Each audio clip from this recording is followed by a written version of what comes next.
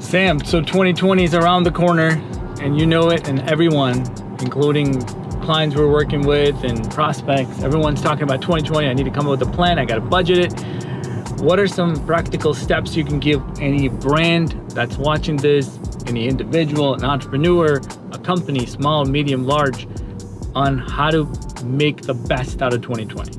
Yeah, I mean, I think, everybody has great ambition and great dreams when it comes to their own personal goals. Most people make a New Year resolution at the beginning of the year, planning to get in shape or, invest into a personal skill and skill development and things of that nature. They all have great dreams to succeed in personal matters.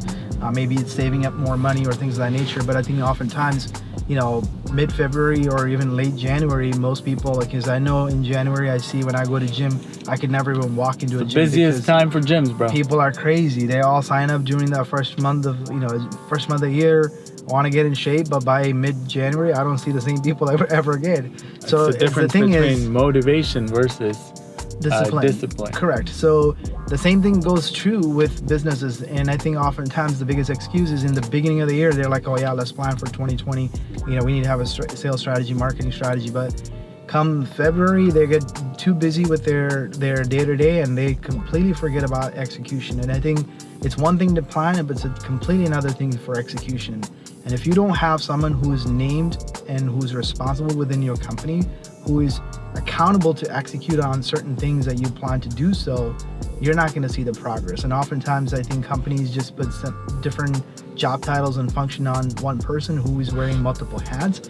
And when the demand comes, they're just going to go to the one thing that they just have to respond to, and they're more in a reactive mode than in a proactive mode. So my recommendation is have a very cohesive plan.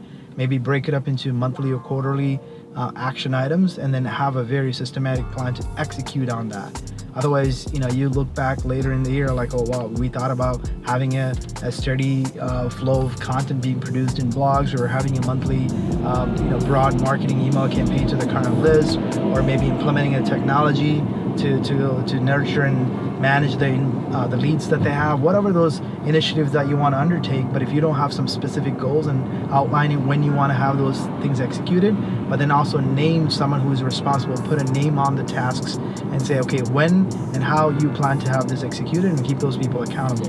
Otherwise, you're not going to see progress. Would you say taking a look at the previous year and see what worked and didn't work, and trying to implement a better strategy, or even figure out why some things didn't work so that they can do a better job in 2020? Would you agree? Because I'm sure they're doing some of the things that you're talking about, but maybe didn't yield any result. Yes. Maybe they did go to trade shows, but it didn't work.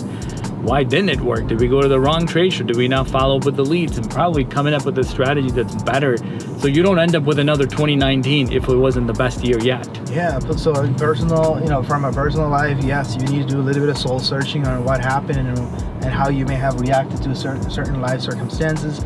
Maybe do the same thing with your own business plans and what you've done in the prior year, and figure out, okay, if we've done these things and we keep doing the same thing for the last 5 years, 10 years, and kept on doing this because that's what we're most familiar or comfortable with, but we're afraid to try something new because that's just not our comfortable territory. So because of that, yes, I think it is important that you look at things that you've done and have seen success, and things that you have not tried before, and then starting a leap of faith to try things new. Right. Maybe for some, it's actually getting into video. It's something that most people are holding back on. Maybe our people aren't really going to YouTube to watch content, but you'd be surprised. It's the second largest search engine. Exactly. Maybe it is, probably investing into some technology, because most companies are even behind on what's possible with technology in terms of improving efficiency and improving effectiveness of your efforts by leveraging technology to have insight into what people are looking and doing on your website, and how to automate some of the touches and interactions with your customers. Even bots and chats become extremely effective in whether you're a consumer market or even business market. So those are all things that I think you gotta kind of continue to do what you're most comfortable and see success in, and then also have some room for experimenting with things that you haven't tried before. Any other final thoughts on what you can do to make 2020 the best year yet for your business? Yeah, I guess the biggest takeaway that I can provide business leaders is find companies that are in maybe not in exactly in your industry, but in a different industry. But if they're seeing success in doing certain things and seeing some of their efforts bringing a lot more results, then probably try to adapt to what other companies or other industries are doing and try to see how you can apply that in your organization or in your industry.